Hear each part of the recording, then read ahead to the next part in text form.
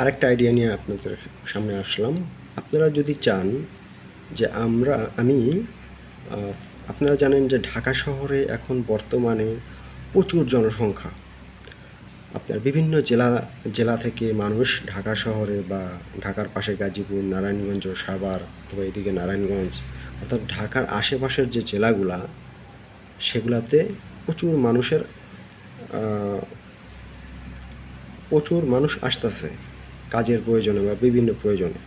তো এই কারণে ওই এলাকাগুলা এখন যদিও ডেভেলপড অবস্থায় আছে, কিন্তু এমন একটা সময় আসবে ওই এলাকাগুলা একটা জনবহুল এলাকায় পরিণত হবে।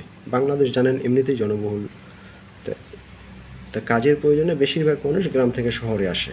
ঢাকা শহর এখন যেহেতু ফুল হয়ে গেছে, আপনারা ঢাকার আশেপাশের যে জেলাগুলা ওইখানে চাইলে আপনারা ৮-১০ জন মিলে, অর্থাৎ আপনারা ৮-১০ জন বন্ধুবান্ধব একসাথে মিলে ফ্ল্যাট কিনতে পারেন।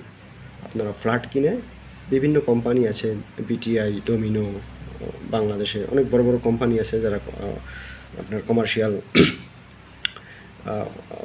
কমার্শিয়ালভাবে ফ্ল্যাট, অ্যাপার্টমেন্ট এগুলো বিক্রি করে থাকে। তা আপনি তাদের সাথে যোগাযোগ করে ভালো একটা পজিশন দেখে, ঠিক আছে, সকলে মিলে ভালো একটা পজিশনে, যে এখানে ২, ৪, ৫ বছর পরে একটা সরকারি বড় প্রকল্প হবে, সরকারি একটা কোনো কিছু হবে, বা এখানে বড় একটা কারখানা হবে, প্রচুর মানুষ এখানে আসবে, এখানে কোনো একটা প্রজেক্ট হবে, প্রচুর মানুষ এখানে আসবে, তাদের থাকার জন্য অবশ্যই ব্যবস্থা থাকতে হবে।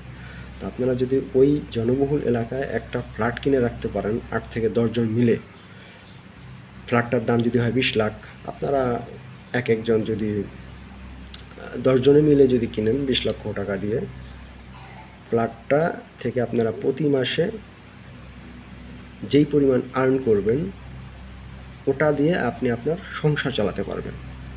ফ্ল্যাটে বাংলাদেশে বর্তমানে আপনারা জানেন যে ২০ বছর আগে যে ফ্ল্যাট ২০ লক্ষ টাকাতে কিনছে, বর্তমানে সেই ফ্ল্যাটের কোটি টাকার উপরে।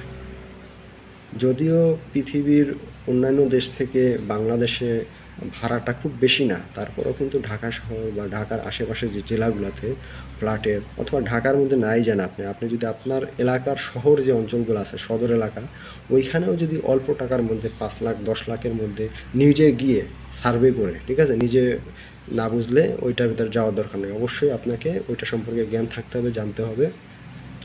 আপনি ওই এলাকার একজন আইনজীবীর সাথে কথা বলে ওই জমি জমা বা ওই ফ্ল্যাটের বিষয়ে সম্পূর্ণ এ টু জেড জেনে তারপরে আপনি ফ্ল্যাটটা কিনতে পারেন। ওই ফ্ল্যাট কিনে আপনি ভাড়া দিয়ে মাসে ভালো একটা ইনকাম করতে পারবেন। আপনার টাকা ব্যাংকে ফেলে রেখে কোনো লাভ নেই। আপনার ব্যাংকে টাকা রাখলে ব্যাংকওয়ালারা ওই টাকা দিয়ে ব্যবসা করবে, আপনার কিছু হবে না। আপনার যেমন আছেন সেমনই থাকবেন। কিন্তু আপনার সময়ের সাথে সাথে আপনি নিজেকে যদি ডেভেলপ করতে চান, অবশ্যই আপনাকে